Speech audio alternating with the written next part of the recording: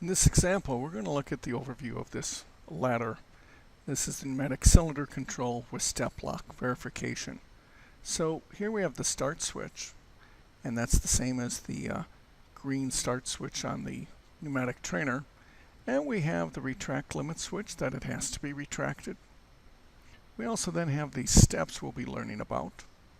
And after that, we're going to see a couple new instructions. The set and reset. The set instruction has this rule. It basically says this. It says set instruction can turn on, and it'll turn on the bit memory stays on after the rung goes false. So the set instruction turns on the associated bit when the rung goes true. However, it stays on. And we see that type of thing. Here was our input. However, this stays on. And as this example, it's going to stay on permanently. Well, what turns it off later will be a reset instruction. And if we look at the help file for the reset, we're going to see very, very similar that it shall turn off the associated memory bit when the rung is true and stays off. So these instructions are used. We don't need a seal in. So now we're going to operate this circuit, and what's going to happen is we're going to push that. That's going to turn on Y1, which will make the cylinder go up. It's also going to set C101 to the on position. Then C101 will allow this and wait for X4 to go true. That's the extend limit switch.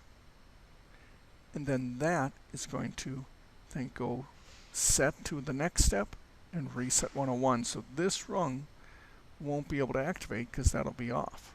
Then C102, this rung will be able to go true. It'll start a 6-second timer.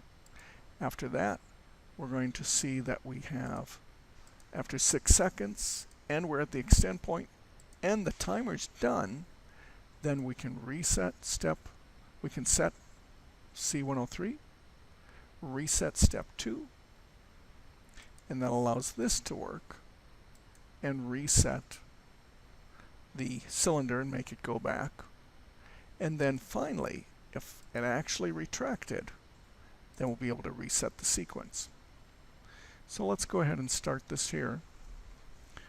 We're going to push the start button.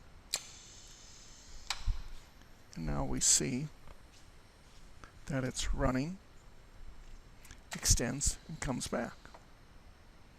So now let's look at what happens up here.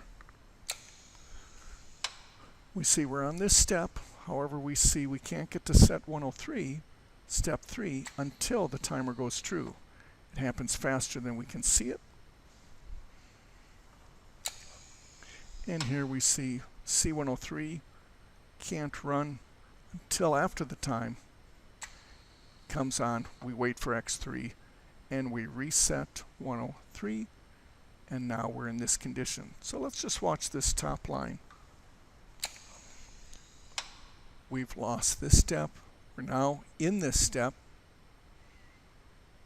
and now this step, and then we're back going.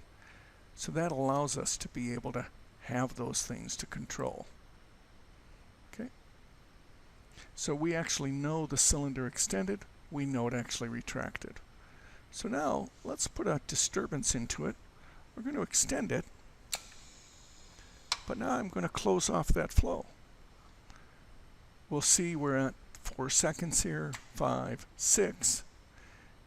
It's been told to reset, and we can see that Y1 is off.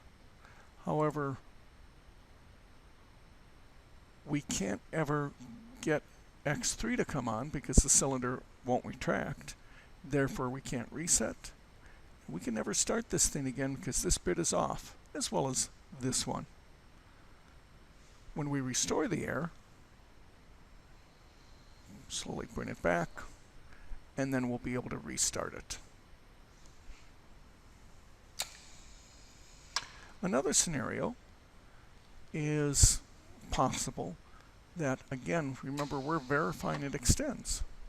So if we adjust this regulator to 0,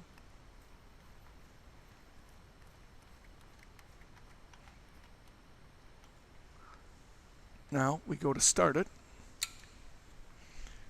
Y1 is on, but you can see we're never going to extend the cylinder. We can even see that on the lights of it, that we can't get to this step because 101 is never completing.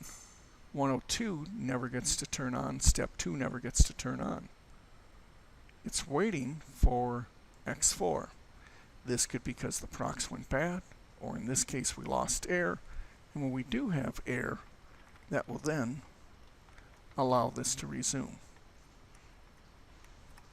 The purpose of this is when we're having mechatronic systems and other automation, we don't want things to happen unless the previous part has completed. So that completes how this operates.